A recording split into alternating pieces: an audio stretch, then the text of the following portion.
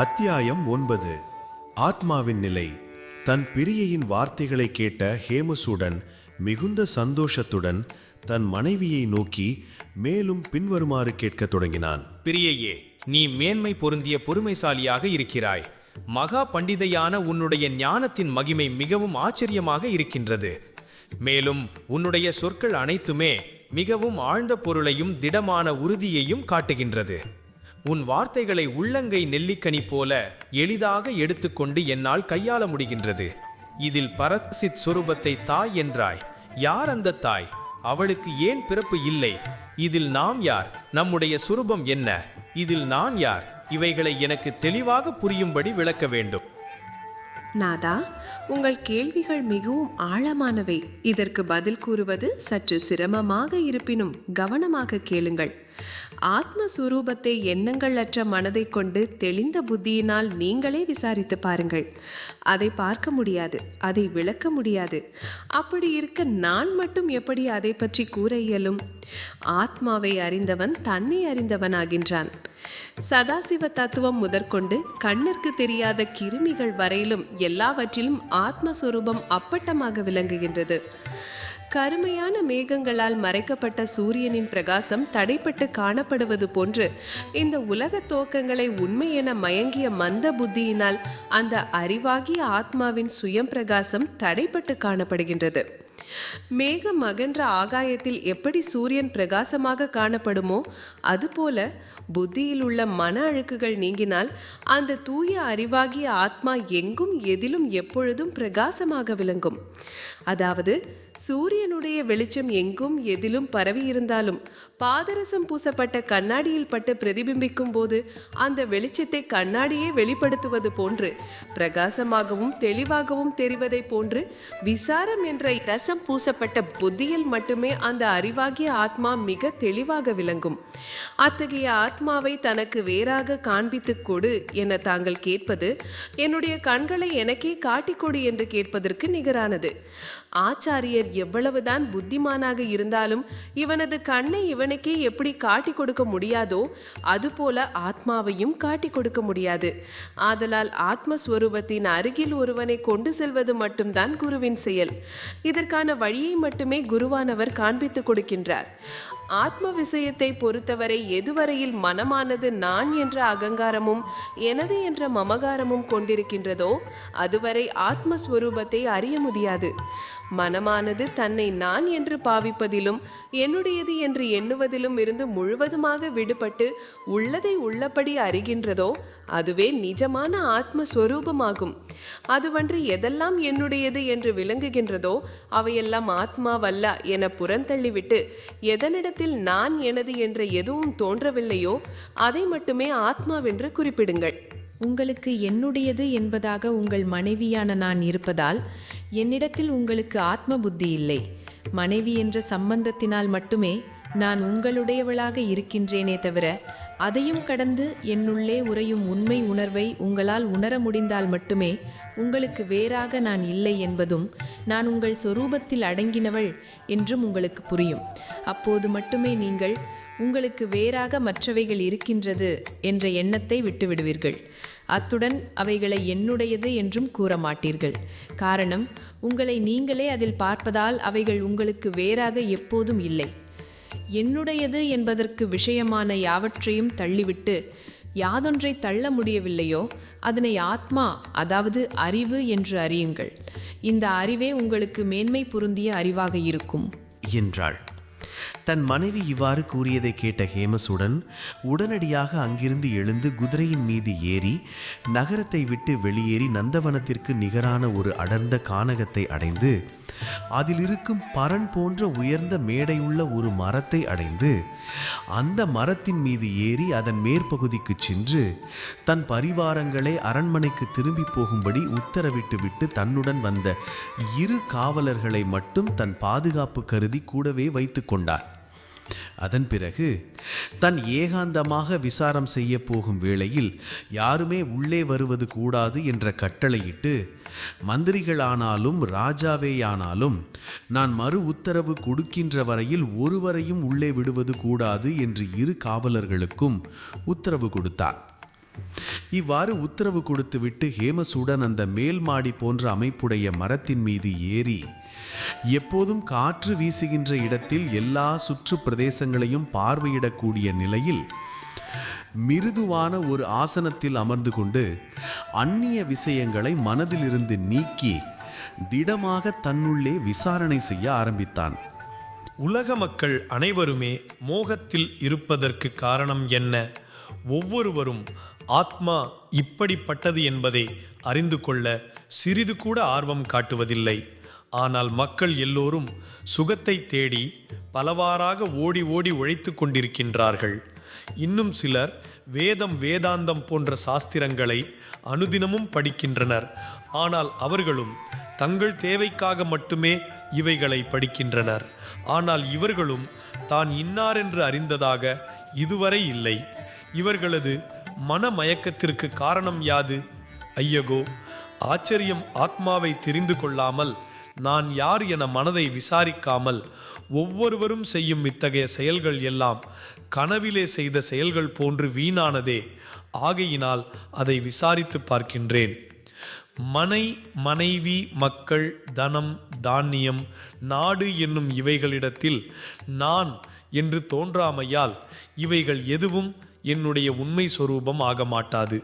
இவைகள் அனைத்தும் எனக்காக ஏற்பட்ட விஷய சுகங்கள் ஆனபடியால் நான் இவைகளிலிருந்தும் வேறானவன்.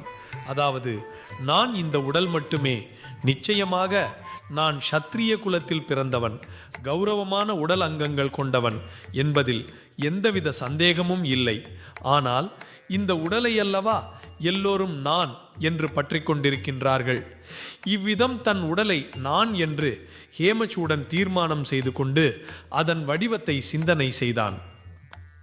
சிறிது வேற சிந்தனைக்கு பிறகு இரத்தம், எலும்பு, மஜ்ஜை போன்ற நிமிடத்திற்கு நிமிடம் மாறிக்கொண்டிருக்கின்ற இந்த உடல் எப்படி என்னுடையதாகும்?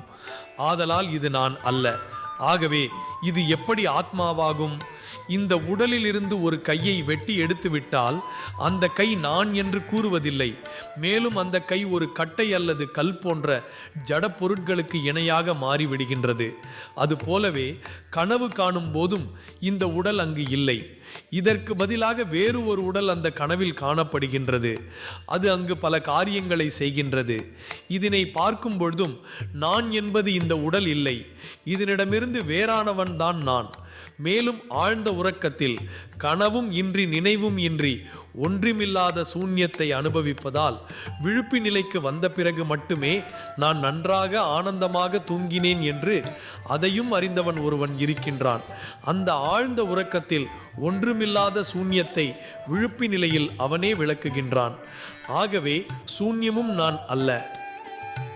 அதுபோலவே பிராணன், மனம், புத்தி போன்றவைகள் அனைத்தும் என்னுடையது என்று வருகின்ற பொழுது அதுவும் நான் ஆக இருக்க முடியாது. காரணம், நான் அதிலிருந்து வேறானவனாக இருப்பதினாலேயே அதனை என்னுடைய மனம், என்னுடைய மூச்சுக்காற்று என்று கூறுகின்றேன். ஆகவே அதுவும் நான் அன்று. பொதுவாக நான் இல்லை என்று சொல்வதற்கான நிலை எப்பொழுதும் வந்ததில்லை. காரணம், நான் இருக்கிறேன் என்பதை எப்போதும் விளங்கிக் கொண்டிருக்கின்றேன். இத்தகைய சாமானிய நிலை எனக்கு ஏன் விளங்காமல் உள்ளது? கண்ணினால் வெளிப்பொருட்களை நன்றாக பார்க்கின்றேன். காற்றாகிய பிராணன் உடலின் தோல் என்ற தொடு உணர்ச்சியினால் நன்கு உணரப்படுகின்றது. மனமும் புத்தியும் அறிவினால் ஊகித்து சிந்தித்து அறியப்படுகின்றன. ஆனால் இந்த நான் மட்டும் என்ன காரணத்தினால் எனக்கு விளங்காமல் இருக்கின்றது? இந்த ஆத்மாவிற்கு வேறான அனைத்து விஷயங்களும் நன்கு விளங்கும் போது ஆத்மா மட்டும் எதனால் எனக்கு விளங்கவில்லை? ஆகவே இந்த தேவையற்ற அனாத்ம விஷயங்களை நினையாமல் இருந்து விடுகின்றேன். அப்பொழுதாவது இந்த நான் எனக்கு விளங்குகின்றதா என்று பார்க்கப் போகின்றேன் என்று தீர்மானம் செய்து கொண்டு தன் மனத்தினை எண்ணங்கள் அற்ற நிலையில் நிறுத்தி பார்க்க முயன்றான். இதனால் அவன் மனதில் ஒரு வினாடி அடர்ந்த இருளானது உண்டானது. இதுதான் என் ஆத்மஸ்வரூபம் என்று அவன் மனதில் நிச்சயித்து கொண்டு மிகவும் சந்தோஷத்துடன் இன்னும் ஒரு முறை இது போல முயற்சித்து பார்த்தான். இம்முறை அவனது மனதை நிலைநிறுத்தும் முயற்சியில் அந்த ஒரு நொடிப்பொழுதில் ஒரு பிரகாசமான ஜோதியை கண்டான். இந்நிலையில் அவன் மேலும் குழப்பத்தை அடைந்தான். என்ன இது? ஒரு முறை இருள் நிறைந்திருந்தது, மறுமுறை ஒளி பிரகாசிக்கின்றது. இதில் எது ஆத்மா என சிந்தித்து மீண்டும் இது போன்ற ஆராய்ச்சியை தொடர்ந்தான். இம்முறை அவன் ஆழ்ந்த மன அமைதிக்கு முயற்சித்ததில் தூக்கம் ஆட்கொண்டு நன்றாக தூங்கியவனுக்கு கனவு காட்சிகள் வந்தன. மனதின் பல்வேறு விசித்திரமான காட்சிகளை கனவாக கண்டவன் ஆழ்ந்த சிந்தனையின் வாயிலாக இதற்கு முன்பு கண்ட இருளும் ஒளியும் கூட இந்த கனவை போன்ற ஒரு நிலைதானா? அப்படியானால் இந்த மனதின் உல்லாசம் அல்லவா இந்த கனவு? இந்த உல்லாசத்தை எப்படி நீக்குவேன் என்ற குழப்பத்துடன் ஆழ்ந்த உறக்கத்தில் இவைகள் எதுவும் தோன்றாத நிலையில் அங்கும் ஒருவிதமான ஆனந்தத்தை அனுபவித்தேன். அப்படியானால் அதுதான் ஆத்மாவா? அதுதான் ஆத்மா என்றால் இது போன்ற ஒரு சுகத்தை நான் விழிப்பு நிலையில் இந்த உலக விஷய சுகங்களில் ஈடுபடும் பொழுது அனுபவிக்க முடிவதில்லையே. இதற்கு காரணம் என்ன? ஆத்மாவை அடைய நான் எடுத்த முயற்சிகள் அனைத்தும் தோல்வியில் அன்னவா முடிந்துள்ளது. ஆதலால் நான் மீண்டும் இது விஷயமாக என் மனைவி ஹேமலேகையிடமே கேட்கலாம் என்ற முடிவுடன் அங்கிருந்த காவலர் ஒருவரை அழைத்து, தாங்கள் உடனடியாக சென்று என் மனைவியை நான் அழைத்து வரும்படி கூறினேன் என்று இங்கு அழைத்து வாருங்கள் என்று கட்டளையிட்டான். காவலர் ஒருவருடன் அந்த இடத்திற்கு வந்து சேர்ந்த ஹேமலேகை தன் மணாளனான ராஜகுமாரன் அமைதியுடன் இந்திரியங்களை அடக்கியவனாக ஆழ்ந்த நிஷ்டையில் அமர்ந்திருப்பதைக் கண்டாள். அவனது அருகே சென்று அவனுக்கு மிகவும் அருகாமையில் அமர்ந்து கொண்டு அவனை கவனித்தாள். அவன் சிறிது நேரத்தில் தனது நிஷ்டையை கலைந்து கண்களை திறந்து பார்த்து தன் மனைவி தனக்கு அருகே அமர்ந்திருப்பதைக் கண்டு ஆனந்தம் அடைந்து அவளிடம் பின்வருமாறு கேள்விகளை கேட்டான். உன் வார்த்தைகளை கேட்டு நான் தனிமையான இந்த இடத்தை தேர்ந்தெடுத்து ஆத்மாவின் ரூப லட்சணங்களை ஆர்வமுடன் விசாரணை செய்து பார்த்தேன். அதில் ஒரு முறை இருளும் மற்றொரு முறை வெளிச்சமும் அடுத்து ஆழ்ந்த உறக்கமும் உண்டாகி அதனால் ஒரு சுகமும் கிடைத்தது. ஆத்மாவை அடைய மற்ற விஷய சுகங்கள் தடையாக உள்ளன என்பதினால் அவைகளை நீக்கி திடமான மனதுடன் எண்ணங்கள் அற்று இருக்க முயற்சி செய்ததில் இது போன்ற அனுபவங்களை அடைந்தேன். இதில் எது ஆத்மாவினுடைய ரூபம்? அல்லது இதை தவிர வேறு ஏதாவது உள்ளதா? இதனை நன்றாக விவரித்து நான் புரிந்து கொள்ளும் விதமாக கூறவும் என்றான். இவனது விருப்பத்தை அறிந்த ஹேமலேகை, பெரியரே, நான் கூறு வருகின்ற விஷயத்தை சலிப்படையாத மனதுடன் சற்று கவனமாக கேளுங்கள். வெளி விஷயங்களில் நீங்கள் மனதை செலுத்தாமல் தவிர்த்து வருவது ஒரு வகையில் நல்லதுதான். காரணம், அறிஞர்களான ஞானிகளும் இதை சம்மதிக்கக்கூடும். அவ்வாறு மன அமைதி கொள்ளாமல் ஒருவனாலும் ஒரு பொழுதும் ஆத்மாவை அறிய முடியாது. அதே சமயம் மனதை அடக்கினால் மட்டும் அடையக்கூடிய விஷயமாக அது இருக்குமானால் அது ஆத்மாவன்று. தானாகவே இருக்கின்ற ஒன்றை தேடியோ அடக்கியோ அடைவது எவ்வாறு? அதை தேடி அடைய முயற்சிப்பதினால் அதை அடையவே முடியாது. உதாரணமாக, தன் கழுத்தில் அணிந்து கொண்டிருந்த முத்து மாலையை மறந்துவிட்டு அனைத்து இடங்களிலும் தேடி அடைய முயற்சித்தால் அதை எப்படி அடைய முடியாதோ அதுபோலவே தானாக இருக்கின்ற ஆத்மாவை மனதினால் தேடி அடைவது எவ்வாறு முடியும்? அடைய முடியாத ஒன்றை அடைய முயற்சி செய்வது என்பது ஒன்று கிடையாது. முயற்சிகள் எல்லாமே அறியாமையை அகற்றுவதற்காக மட்டுமே, ஆத்மாவை அடைவதற்கல்ல. தன் கழுத்தில் அணிந்துள்ள முத்து மாலையை அறியாமல் அதை தேடிக்கொண்டிருப்பவனுக்கு அது தங்கள் கழுத்திலேயே இருக்கின்றதே என்று காட்டிக் கொடுக்க வேறு ஒருவர் எப்படி அவசியமோ அதுபோலவே அறியாமையை அகற்றி அந்த ஆத்மாவே நீதான் என்று தன்னை காட்டிக் கொடுக்க சத்குருநாதர் என்பவர் அவசியம். பெரியரே, மனதின் எண்ணங்களற்ற நிலையில் இருளானது தோன்றுவதற்கு முன்பு விகற்பமின்றி நீங்கள் மட்டுமாக மிஞ்சியிருந்த யாதொரு நிலையுண்டோ அந்த பரமானந்தத்தை கொடுக்கக்கூடியதான அந்நிலையை சதா பாவனை செய்யுங்கள். காரணம், முதலில் வெளிப்பொருட்களில் உள்ள நாட்டம் இதனால் குறையும். அதாவது, இருட்டிலுள்ள பொருட்களை காண முடியாமல் இருக்கின்ற பொழுது அங்கு ஒளி வந்தவுடன் இருள் அகன்று அனைத்து பொருட்களும் தெளிவாக தெரியும். இருளை அகற்றியது மட்டுமே ஒளியின் செயல். ஆனால் ஒளியால் அந்த பொருள் அடையப்படவில்லை, அது ஏற்கனவே அங்கேயே இருந்ததுதான். அதாவது, இருளிலும் ஒளியிலும் அந்த பொருட்கள் அங்கேயே இருந்தன. இதை அறியாமல் ஒளியால் பொருளை அடைந்தேன் என்பது எவ்வளவு மடமையோ அதுபோல வெளி விஷயங்களில் ஈடுபட்டு ஆத்மாவை அடைய முடியும் என்று கருதுவதும் மடமையே ஆகும். இது போன்று சாஸ்திரங்களை கற்ற பெரும்பாலான பண்டிதர்களும் வெளியில் பார்த்தே பழகிவிட்டதினால் இந்த பாவனையை அறியாமல் ஆத்மாவை தேடி இரவும் பகலும் கவலைப்பட்டு கொண்டு இருக்கின்றனர். அதாவது மனதை விசாரணை செய்து ஸ்ரவணத்தினால் அடைந்த புத்தியை கொண்டு அவைகளை மனனம் செய்வதினால் மட்டும் இந்நிலையானது அகப்படாது. அனைத்தையும் கற்ற பண்டிதனானவன் எதுவரையில் ஸ்ரவணம் மனனம் செய்கின்றானோ அதுவரையிலும் சாதாரணமாக அது அவனுக்கு பிடிபடாது. காரணம், அவனது புத்தியில் சேர்த்து வைக்கப்பட்ட எனக்கு எல்லாம் தெரியும் என்ற மாசுக்கள் நீங்காமல் அதை அவன் அறிய முடியாது. ஆகவே அது இருந்த இடத்திலேயே சும்மா இருந்து அறியக்கூடியது. உலக விஷயங்களைப் போல விசாரத்தின் வாயிலாக அறியக்கூடியது அல்ல. உண்மையாகவே அது விசாரம் அடங்குமிடத்தில் தானாகவே விளங்குகின்றது. ஒருவன் நடந்து செல்லும் பாதையில் தன் முன்னால் தன் தலையின் நிழலை கண்டு அதை தாவி தாவி மிதிக்கும் முயற்சிக்கும் பொழுது அது தள்ளி தள்ளி போவதைப் போல ஏதாவது செயல்களை செய்து ஆத்மாவை அடைய முயற்சிக்கும் செயலும் இது போன்றே வீணானது. நாதா, இந்த உலகம் அறிவு, அறிபடு பொருள் என 2 விதமாக இருக்கின்றது. உலகை நேரடியாக காணுவதால் அதற்கு நிரூபணம் தேவையில்லை. அறிவு இல்லை என்றால் அறிபடு பொருளையும் அறியப்பட முடியாது. அறிவே எல்லாவற்றிற்கும் ஆதாரமாக உள்ளது. இது சித்ரூபமாக எப்பொழுதும் விளங்குவதால் சூரியனது வெளிச்சத்திற்கு தீபம் தேவையில்லாதது போல சித்ரூபத்தை சாதிக்க சாதனமான வேறொரு பிரமாணம் தேவையில்லை. அதாவது நான் இருக்கின்றேன் என்பதை அறிய வேறு ஏதாவது ஆதாரம் தேவையா, அல்லது வேறு யாராவது வந்து கூற வேண்டுமா? இதற்கு ஞானம் இருந்தாலும் இல்லாவிட்டாலும் அந்த நான் இருக்கும். அது அழியாத நிலை கண்ணாடி. கண்ணாடியில் பிம்பம் போல யாவும் அதனுள் அடக்கம். ராஜகுமாரா, ஸ்தூலமான கண்ணிற்கு தெரிகின்ற பானைக்குள்ளே சூட்சுமமான கண்ணிற்கு தெரியாத மண் இருப்பது போல ஒவ்வொரு ஜீவனின் கண்ணிற்கு தெரிகின்ற உடலுக்குள்ளே கண்ணிற்கு தெரியாத அந்த சைத்தன்யம் அறிவாக உணர்வாக இருக்கின்றது. அந்த தூய சைத்தன்யமே உங்களது உண்மை சொரூபமாக இருக்கின்றது.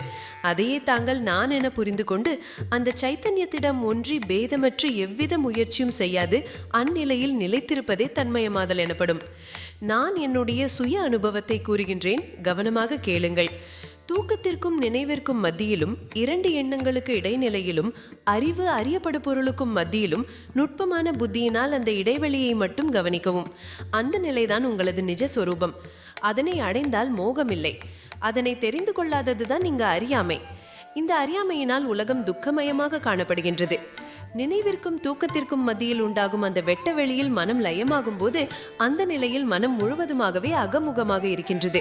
அப்பொழுது மனம் வெளித்தொடர்பில் இருந்து விடுபடுகின்றது. உலக விவகாரங்கள் ஏதுமற்ற அமைதியான சூழலில் சிதாத்மா, அதாவது ஜீவன் பிரகாசிப்பதுதான் சைத்தன்யத்தின் உண்மை சொரூபமாகும். இதற்கு அந்நியமாக இந்த உலகில் எதுவும் இல்லை. எல்லா வடிவங்களில் அது இருந்தாலும் அதன் உண்மை சொரூபம் ஒன்றே ஒன்றுதான். அதுவே பிரம்மா, விஷ்ணு, சிவன் எல்லாமே. உதாரணமாக, ஒருவன் பொருட்காட்சியில் உள்ள கண்ணாடி மாளிகைக்குள் சென்றான் என்றால் அங்கு பலவிதமாக பாதரசம் தடவப்பட்ட பல்வேறு முகம் பார்க்கும் கண்ணாடிகளை காணலாம். அந்த கண்ணாடிகளில் இவனது உருவம் பிரதிபிம்பிக்கின்ற பொழுது சில கண்ணாடிகள் இவனை குள்ளமாகவும், சில கண்ணாடிகள் இவனது முகம் நீண்டு இருப்பது போலவும், சிலவற்றில் உயரமாகவும், சிலவற்றில் பருமனாகவும், சிலவற்றில் ஒல்லியாகவும், சிலவற்றில் முகம் விகாரமாகவும் காண முடிகின்றது அல்லவா? ஆனால் உண்மையில் இருப்பது இவன் ஒருவன் மட்டுமே. உபாதியான கண்ணாடியின் தகுதிக்கு ஏற்ப இவனது உருவத்தோற்றம் எப்படி பலவாறாக மாறுபட்டு காணப்படுகின்றதோ அதுபோல ஒரே வடிவான அந்த சைத்தன்யம் பல உடல்களின் வாயிலாக இந்த பிரபஞ்சத்தில் பிரதிபிம்பிக்கின்ற பொழுது பலவிதமான உருவத்தோற்றத்திலும் பல்வேறு குணங்களுடன் கூடியதாகவும் காண முடிகின்றது. ஆனால் உண்மையில் அந்த ஆத்மாவின் பிரதிபிம்பங்களே இந்த உலகமும் உலக பொருட்கள் அனைத்துமே என்பதை நன்கு புரிந்து கொள்ள வேண்டும். எப்படி கண்ணாடி இல்லை என்றால் பிம்பங்கள் இல்லையோ அதுபோல சைத்தன்யம் இல்லை என்றால் இந்த உலகில் எதுவும் இல்லை. அது எங்கும் எதிலும் எப்பொழுதும் இருப்பதினாலே சர்வேஸ்வர தன்மை கொண்டது. மனம் வெளியே செல்வதை சற்று நிறுத்தி உன்முகமாக மனவிகாரங்களிலிருந்து விடுபட்டு தானே தன் ஆத்மஸ்வரூபத்தை பார்க்க வேண்டும். பார்க்கின்றேன் என்ற எண்ணமும் உண்டாகாமல் எப்படி பிறந்த குழந்தையின் மனதில் எந்த எண்ணங்களும் உண்டாகாதோ அந்த சுத்த நிலையில் எந்த உருவத்தையும் கற்பனை செய்யாமல் எதுவாக இருக்கின்றீர்களோ அதுவே உங்கள் உண்மை சொரூபம். அதனை தாமதமின்றி அடைய முயற்சியுங்கள் என்று ஹேமலேகை கூறி முடித்தாள். ஹேமசூடன் அவள் கூறிய அவ்விதமே முயற்சி செய்து அந்நிலையை இன்னதென்று அறிந்து நீடித்த நிர்விகல்ப சமாதியில் வெளி உலகை மறந்து வெட்டவெளித்தன்மையில் பரமானந்தத்தில் நின்றான்.